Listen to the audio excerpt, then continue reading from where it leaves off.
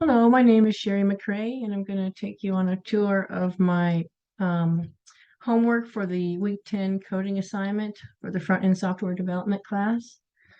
In the instructions, it says using HTML, Bootstrap, and JavaScript, create a single-page website that contains the following: a Bootstrap-styled table representing your choice of data, and a Bootstrap-styled form that allows the user to add a new row to the table when they click the Submit button.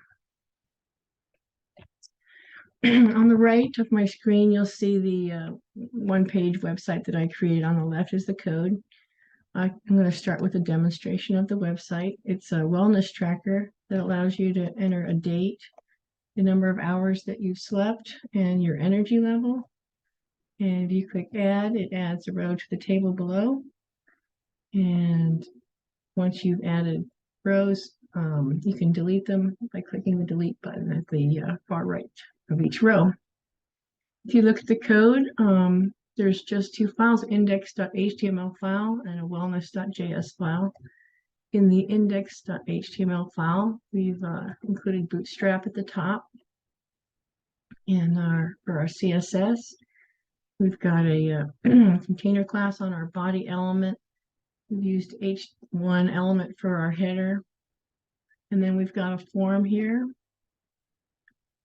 In our form, we've got two rows. The first row has 3 columns right here, holding the form fields and the labels, the date, the hours slept, and the energy level. On the second row, we've just got our add button.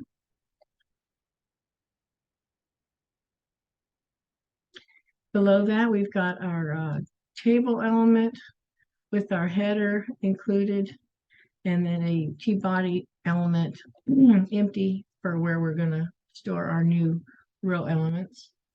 And at the end, we've included our JavaScript for wellness.js and our Bootstrap JavaScript.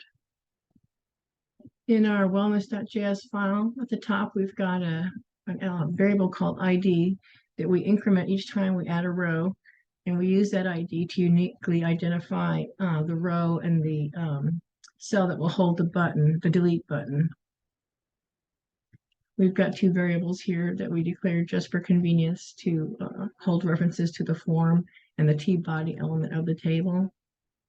We've got our form event listener here, where we replace the default behavior for the submit button of the form, which is the add button.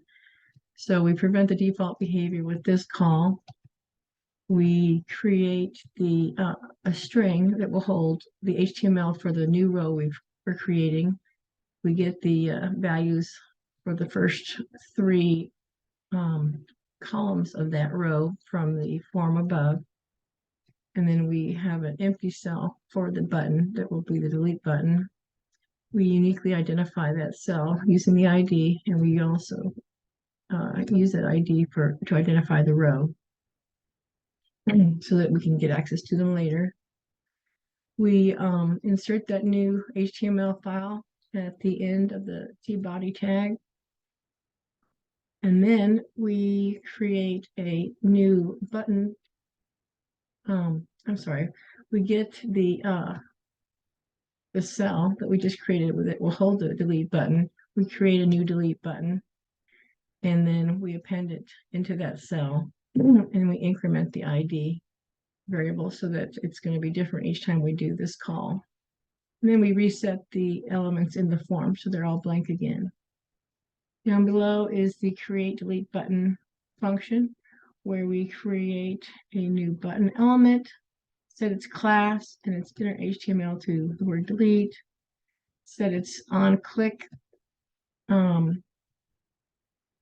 attribute to be this function here, where we get the row element by its ID and use that to delete itself. And that's it.